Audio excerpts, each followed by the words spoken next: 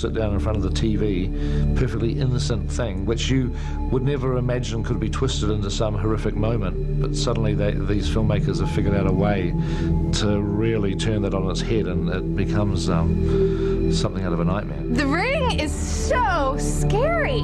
It's so scary. And I think it's a scary movie because it just seems like it could happen to you. You know, one of the things that horror does, it lets you deal with your fear, right? Because you're containing your fear in the experience of watching a film, and then once the film is over, you go home. The Ring actually suggests that the act of watching can kill you, right? You watch this videotape and know it's not going to be okay. A week later, you're going to be killed in some way. Okay, scariest scene in The Ring.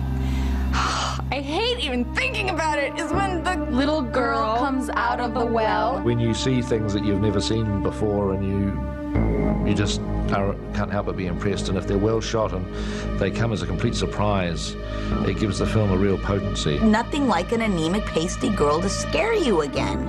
It was just the shot of this decrepit-looking girl, and there's nothing scarier than a decrepit-looking 8-year-old. Great makeup job on her face, and it was Rick Baker. Brilliant, simple, but totally effective. And just the way it's shot, and the way that she's walking, and it's just really a beautiful, sublime piece of creepy filmmaking. First of all, you think the movie is over and you've had a somewhat happy ending. She goes to her son, she says, you know, oh, it's all okay, we let her go, we did it, and the kid goes, no, you shouldn't have let her go, she's terrible, she's evil. All the images have been contained. I mean, they're on the tape, they're contained on the TV screen. So the person's not sure if they're still looking at TV or is this thing really coming until pow!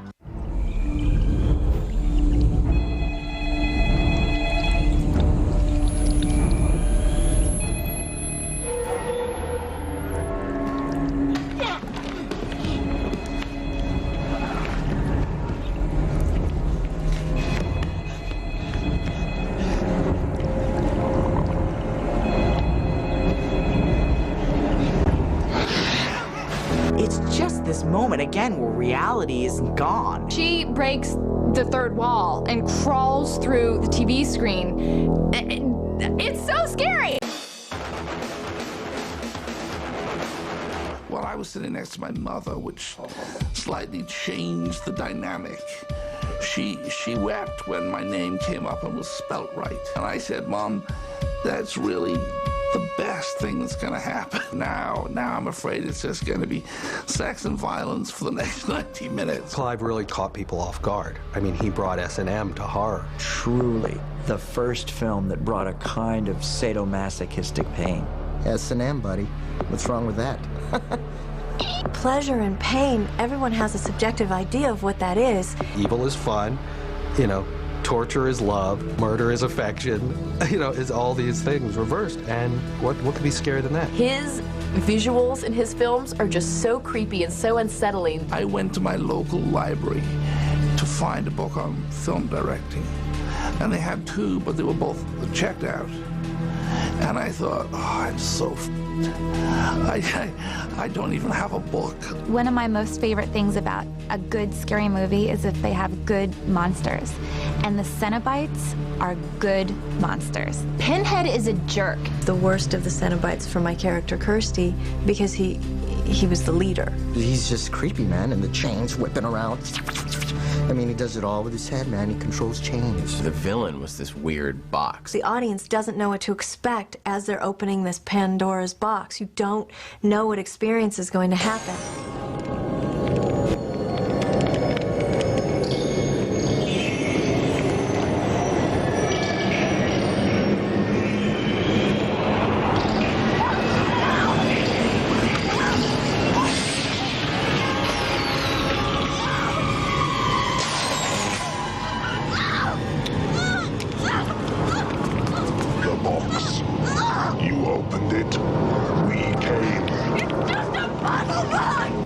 A freak. I mean, everybody in that film seemed to me to be in some kind of sublime pain.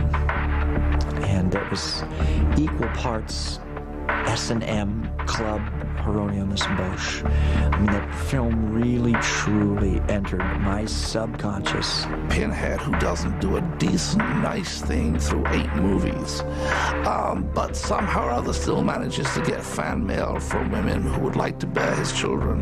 Pinhead. We'll hang out later. I remember a very short story they used to quote in some analysis of horror literature. They used to say the last man on earth is sitting alone in his room. All of a sudden, a knock on the door. The genesis for the film is Robert Wise having read Shirley Jackson's The Haunting of Hill House. And he tells a story that he was reading the book and somebody came into the office and scared the hell out of him. And he thought, well, you know, if that's sort of, you know, if I'm that jumpy from this book, this is probably going to make a pretty good movie. What does it take to convince you that the dead do not always rest in peace? That some houses, like Hill House, are born bad? This is a story about a group of people who go to a house that's supposedly haunted, and they're supposed to record any supernatural activity. And the only thing, literally, that you as an audience member actually experiences in terms of the supernatural is knockings on the door, some kind of shaking furniture, and yet it becomes it's one of the scariest movies I've ever seen. The Haunting is really a tribute to the dictum that less is more. There isn't a monster, there isn't a special makeup effect. You don't see any ghosts. You don't see any blood. When the whole group is huddled together in the living room and the doors start to bend in from the forest outside.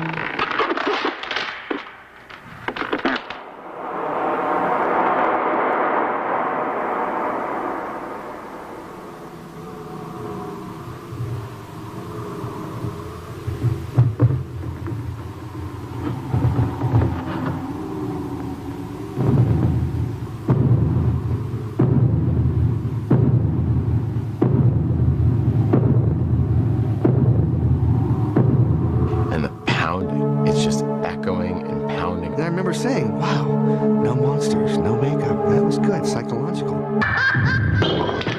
God, it knows I'm here.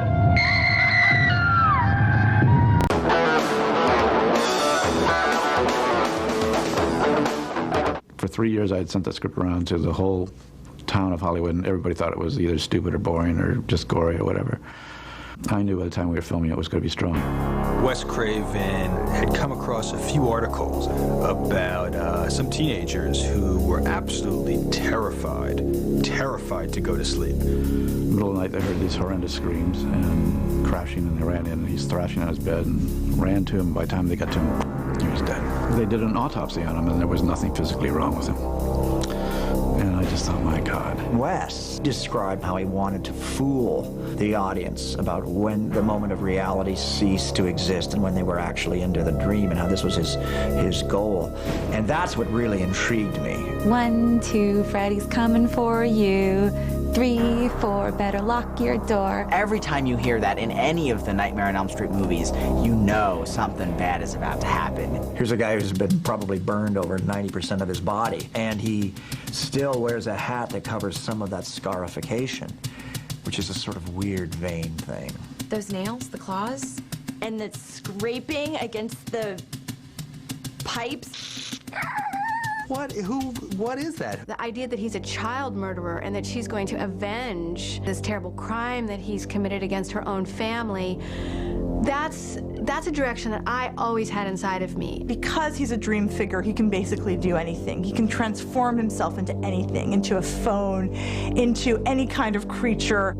And so that's what makes him so powerful, because how do you resist sleep? How do you resist dreaming? He's everywhere. Everything was a little bit jerry-rigged on our set, just because we didn't have a lot of money. For my money, it's the revolving room scene where Tina just gets her brains bashed out on the ceiling.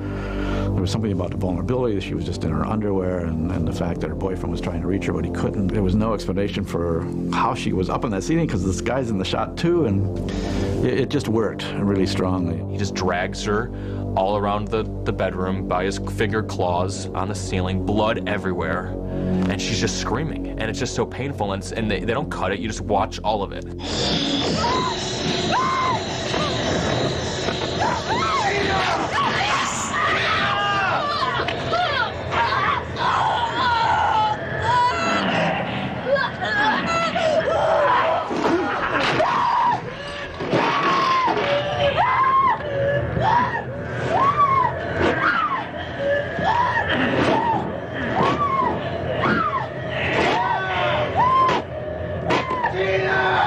Leatherface grunts and he makes noises. Michael Myers doesn't say a word. Jason doesn't say anything. But Freddy really has personality. There's a reason that New Line was, and in some circles, is still known as the house that Freddy built. Freddy really has that universal appeal where he will terrify kids kind of under the age of 10. Anyone 15 and up, he says funny jokes and they enjoy it. And the audiences loved Freddy so much, we exploited what they loved best about Freddy, which was this cruel sort of gallows humor that Freddy had, sort of jamming teen culture back down its own throat.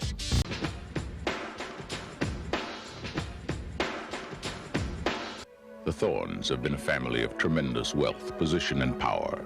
The perfect marriage of Ambassador Robert Thorne and his wife Catherine was fulfilled by the birth of their son, Damien. I've met like 3 Damiens, and it's like, why would your mother name you Damien? When the child was 5 years old, something terrible happened. I was at the hospital, Mr. Thorne, the night your son was born. I saw its mother. The baby is the son of Satan. You're looking at the devil incarnate. You're like, he's the devil, and he's on Earth. You put a little kid in a scary little suit, and you're halfway home. Yeah. You know, that's scary. Kids in suits are scary. The nanny is on the balcony, and she says, "Look at me, Damien. It's all for you." Jumps out the window and like hangs himself. Going, okay, this is just too creepy. The photographs all have these strange flaws, the omens of the title that portend how the people are going to die. Was it an accident? They just cut that guy's head off. And I'm watching it like spin around in slow motion as it cuts his head off. I went, oh, they really pushed it. There are those who will die for him. There are those who will kill for him. It's at night, and you've built up this knowledge, this awareness that the nanny who's moved into this family's house is an apostle of the devil. Tom, is that you? When you get that close-up of her face, you realize, oh my God, Lee Remick is gone.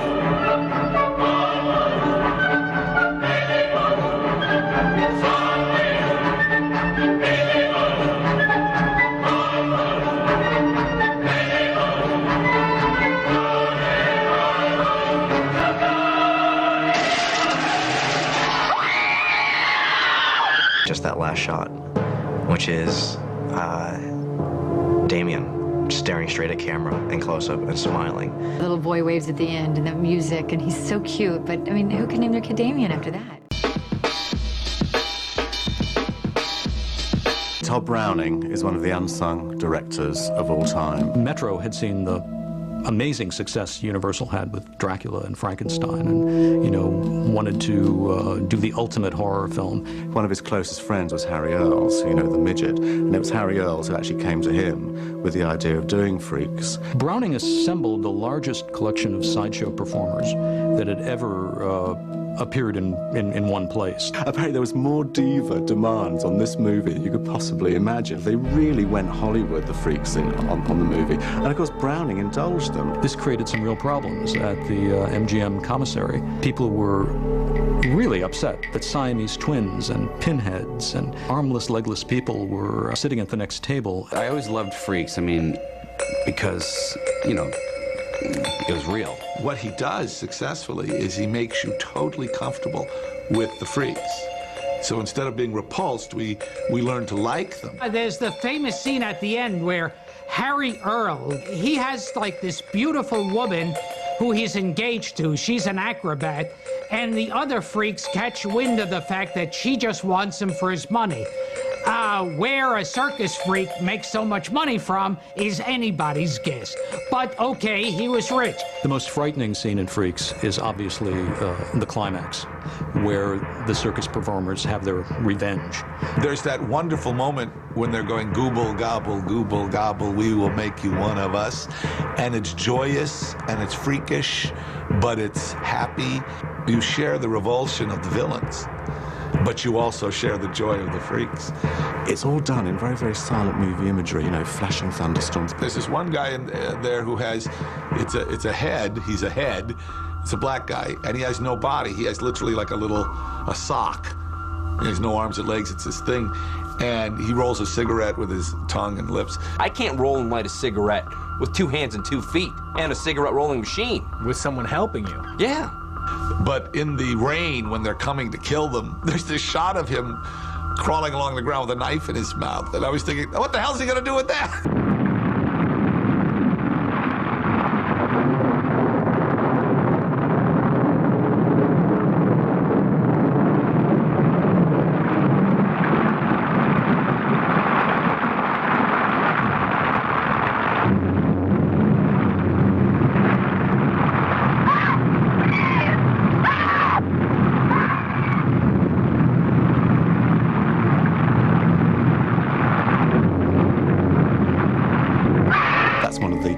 all-time pinnacles of shock in cinema as far as I'm concerned. If you wanted to remake Freaks and go, yeah, we're going to use real deformed children and, you know, adults in our movie as the stars, I mean, there'd be no way. We do feel so strongly for these characters. They've been pushed to the edge, and they actually are going to do to this human woman what nature has done to them.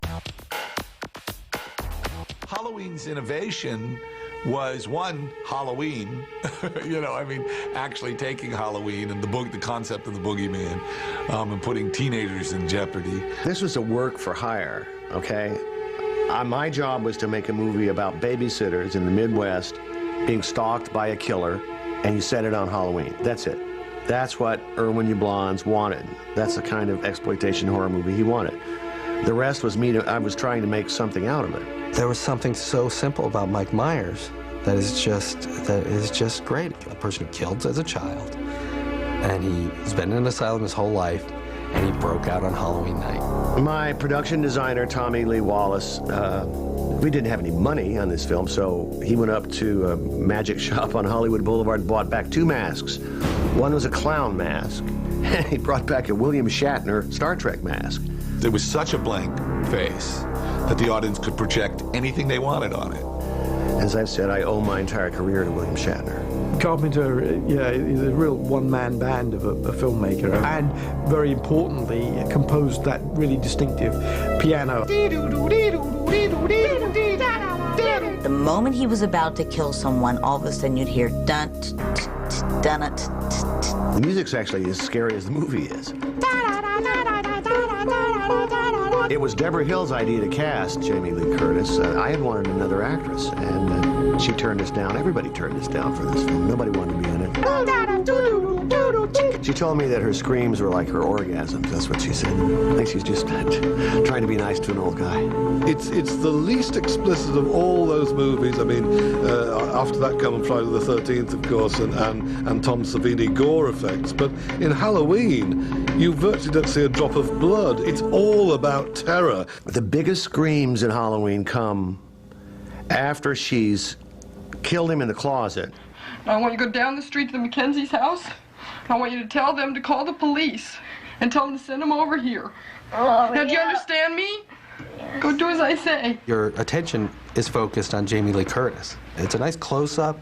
You can see that she's tired, but there's a little relief coming.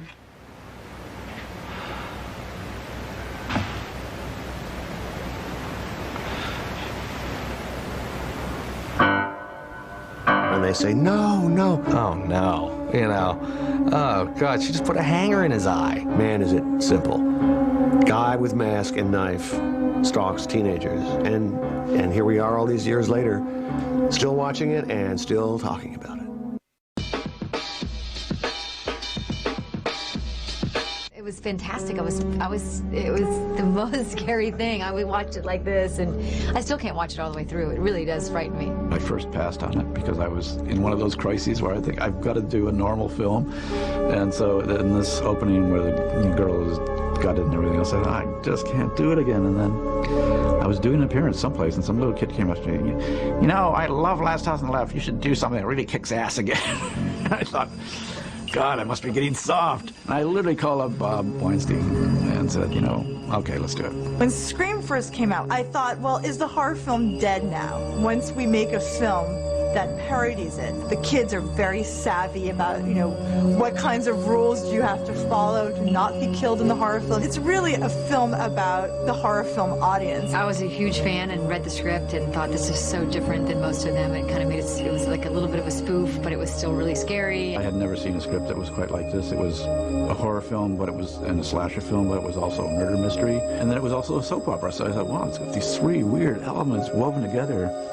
This is going to be good. What Bob Weinstein was able to do was first say, I'm going to put real money into this film, and I'm going to get really known actors and actresses. I wanted to play Gail Weathers because she was just a real bitchy character, and I thought it would be really fun to play something that wasn't, you know, I was on Friends, and I played this nice girl, Monica, but Gail was just so ruthless. At the beginning of that film, Craven delivers an absolutely beautifully pitched teenage slasher murder. It was really a pure Wes Craven kind of setup. To make a really strong horror film, you need to nail the audience almost immediately.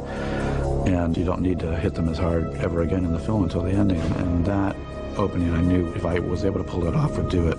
This is how you do a terrorized teenager gets killed. You have a killer who, A, is speaking from a cell phone, which had not been done in a film before, and B, is smart. It just set the tone of the entire movie. What's your name? Why? Because I want to know who I'm looking at. That is... gives me the chills just to think. I mean, just to think you're in a house and there's all these windows around you and you don't... and someone is watching you. Please leave me alone. Answer the question and I will. What door am I at? What? There are two main doors to your house, a front door and the patio doors. If you answer correctly, you live. Very simple. Don't do this, I can't, I won't. Your call. You have Drew Barrymore, we feel like we're safe, and boom, she's dead in like a heartbeat, and all of a sudden it's a free-for-all. It's anyone can go at that point. Because it's become iconic so quickly, it's hard to see it as scary anymore.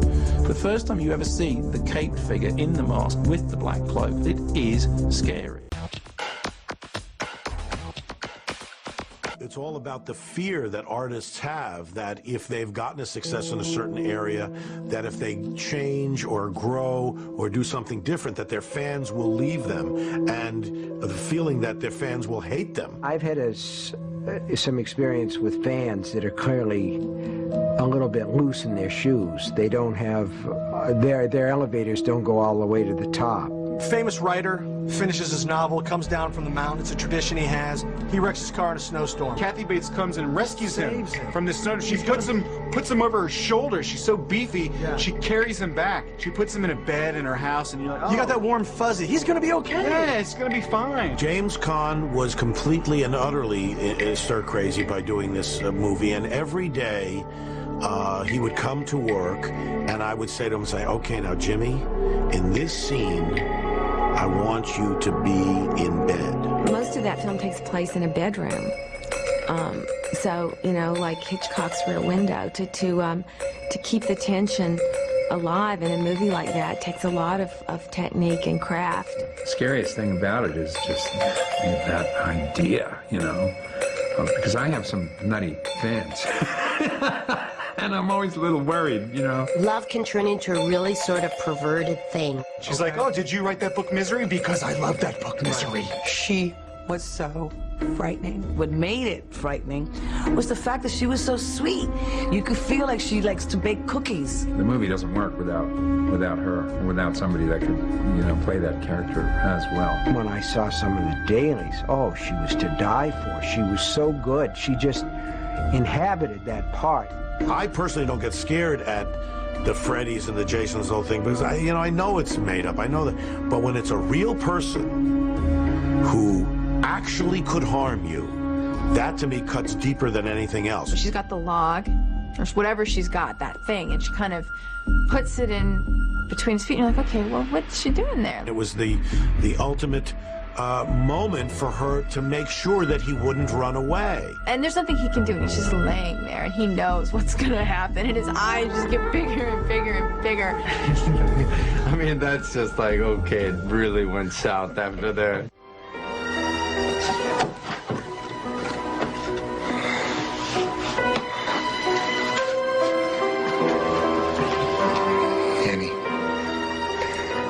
Whatever you're thinking about doing, please don't do it.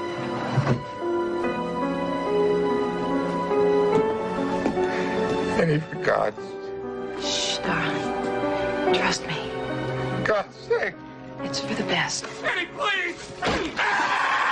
Boom. Wham! Oh! Everybody went, oh, and squirmed and moved, and it became this very mobile moment. She put that block between his thing, and then she just clobbers that foot. You're like, no, no, no, no. And then his foot goes sideways. Great shot of the foot. Swings to one side. Now, what it really is it's a foot model that's been filled with jelly. Andy Scheinman, I think, came up with the idea of putting the block of wood between his feet so that when she hit his ankle would just, go bwang, like a swinging door. After that movie, I didn't walk for 6 weeks. Yeah. I just sat on a chair.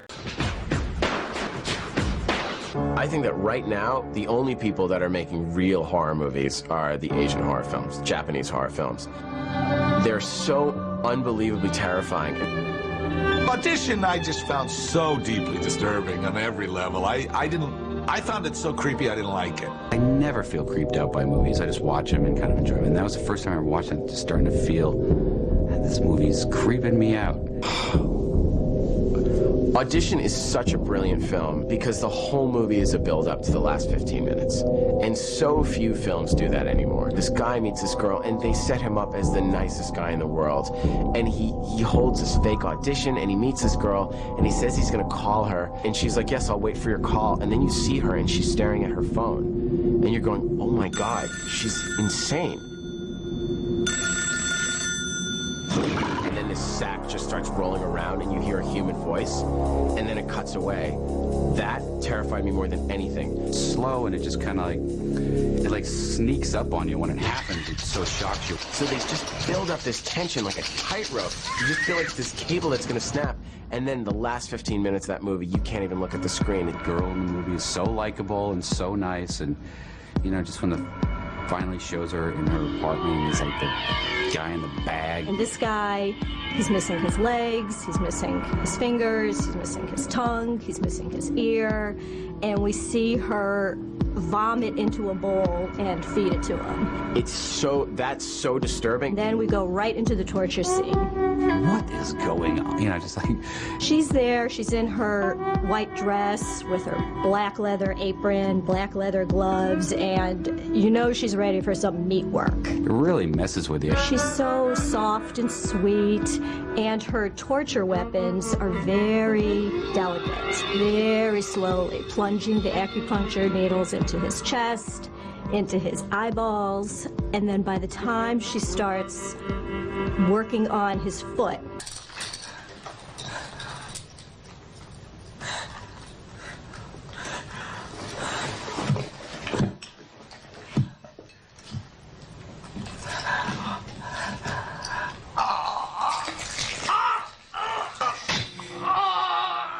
she's just diving into it with this girlish glee. It's so out of control. There's some horror movies I go, well, this is unpleasant. Why do I want to be here? Living in New York City, I've dated a few psychos, and there's sometimes where you're on a date with a girl and you're like, oh my God, this chick is totally nuts. And Audition is like the ultimate version of that horrible, horrible, horrible date scenario. Audition remains too real, I think. And genuinely, you think, what were they thinking? Wait Until Dark is based on the stage play by Frederick Knott. He was very famous because he'd done Dial-In for Murder for Hitchcock already. Audrey Hepburn, the role you're going to remember whenever you're alone. Audrey Hepburn, does she have a doll stuffed with heroin or not? 3 criminals are trying to find out if she does, and they're going to terrorize her until she gives it up. What Terence Young, the director, did, which I think was really clever, was actually set it in a basement, and it's all completely enclosed like a prison cell. The reason I think the film works so well is because of Audrey Hepburn. The audience always loved her in anything she did. I mean, they always wanted to protect her. Alan Arkin, who plays one of the greatest villains of all time in this, I think, really nasty. He sort of does it semi-hammy, but semi-evil. It's a brilliant performance. What a blackout scene does is it forces the audience to fill in the blanks. But this blackout scene, in addition, makes us blind, the way Audrey Hepburn is blind. During the last 8 minutes of this picture, the theater. The scariest moment of the blackout scene is where Alan Arkin has been stabbed. He's moved all the furniture in the way, and she's sort of tripping all over it.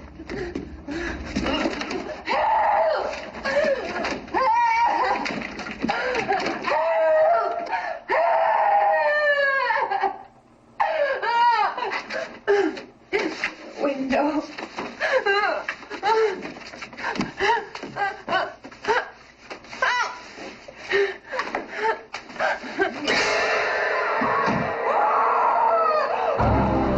Alan Arkin leaps out and says, boo! And the audience goes, yeah! And I remember everyone leaping out of their seat at that moment. It was one of the biggest shocks anybody had had since Psycho. Suddenly being literally confronted with death. Mortality, am I safe? Oh my God.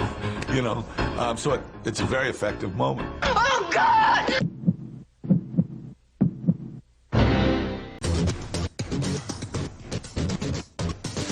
We actually finished Night of the Living Dead here in Pittsburgh, threw it in the trunk of the car, literally threw it in the trunk of a car, and drove to New York with it to see if anybody would want to show it. That night, while Russ Streiner and I were driving in New York, we heard on the news, on the car radio, that Martin Luther King had been shot. As a young black theater person, it was refreshing to see a film that had what I thought was one of the few African-American leads. To have a black hero on film was something that was not common at all during this time. I wanted it to be more about revolution, a revolutionary society,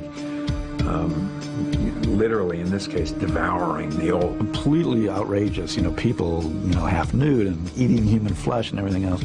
And then at the end you realize, my God, this guy has made a political statement. That whole image of what we as society do to ourselves in order to sustain ourselves at the expense of our fellow man. We were trying to make a little horror movie that had a little more to it, that had some, you know, social satire, but we never thought that it was going to ever become what it's become. Basically, all the people who are zombies were friends of theirs or people who lived locally.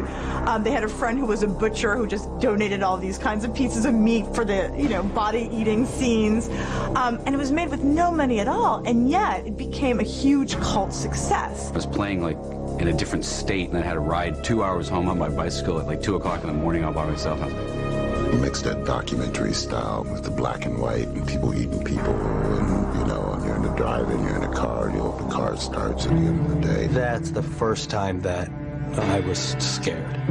I was really scared by a movie. Just the absolute relentlessness that no matter where you turned, there was something or someone that would get you and kill you. There's a sense of claustrophobia in that film that's unbelievable. It could be a kid, it could be your grandmother, it could be your parents, it could be your wife, your boyfriend. The monster is the neighbors, and to me, the scariest thing in the world is the neighbors. Man, that was like, you know, you had never seen anything like that. We were trying to push the envelope a little bit and not cut away when the zombies, you know, started to eat people. We wanted to stay with it.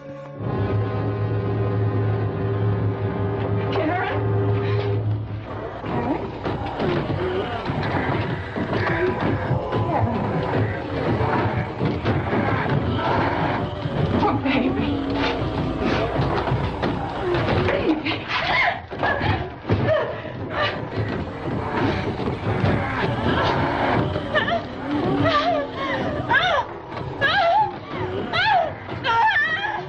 It just opened my eyes. It was like, I've told George this many times, it's like that's where I realized that a horror film can be, it can go as deep as you're capable of taking it, you know, and as high, and as long as you scare the shit out of people. High school is hell, and the further down the ladder you are, the more like hell it becomes. And for kids like Carrie, it's really like the ninth circle of hell. The girl no one likes. We're all sorry about this incident, Cassie. It's Carrie! And I said, wouldn't it be fantastic to give them powers that would allow them to get back at the kids who torment them. The girl with the strange power. If I concentrate hard enough, I can move things. It does start out as your typical teen movie. Just this incredible portrait of a teenage girl. It really touches a part in you that feels ostracized. It was such a great film, and she was so vulnerable. And I mean, everything from her first period in the shower, it was so painful, and the embarrassment that she went through. And hey, Norma, she wants a tampon. And everyone makes fun of her. The girl who lives in that creepy house with her crazy mother.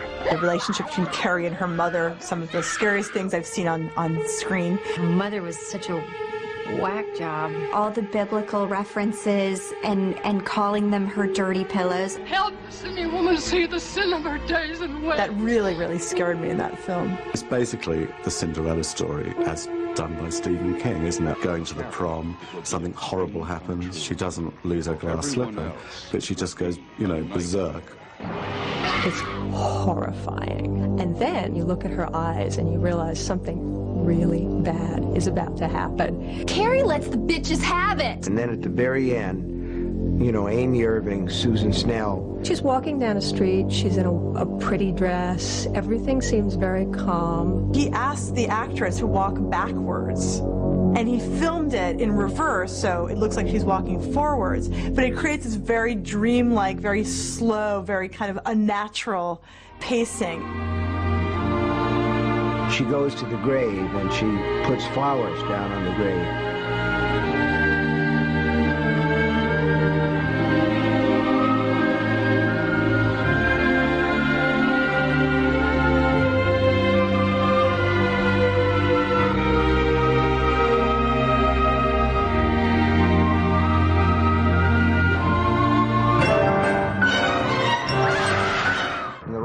Of us, there are two huge African-American men, 250-pounders at least.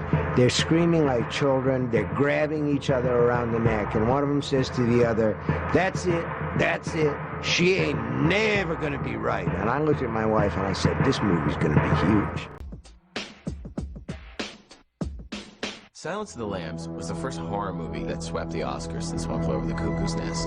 Jonathan Demme sent me the script, and I thought, this is the best horror script I've ever read. And the beauty of it is, the monster was not a creature, the monster was a man. Buffalo Bill was a scary-ass killer. Totally insane and totally terrifying, but isn't trying to be scary. The dance that he does. It puts the lotion on its skin or else it gets the hose again. He's sewing the skin together of all the women that he's murdered.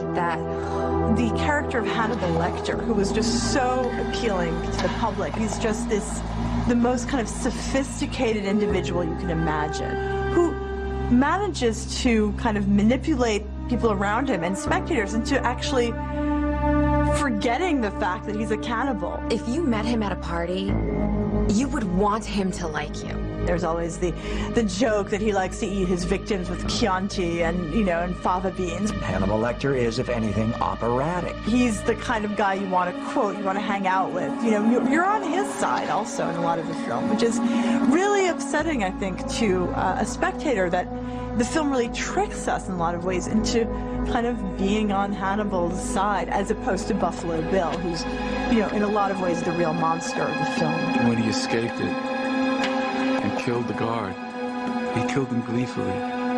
He killed him in a way that said, "Oh, I'm out of here, man." When he splays and butterflies, that guy, when he escaped that cage, I mean, that is nasty. He's in a cage. He's in the middle of this huge room. Jimmy, watch it. He's got it.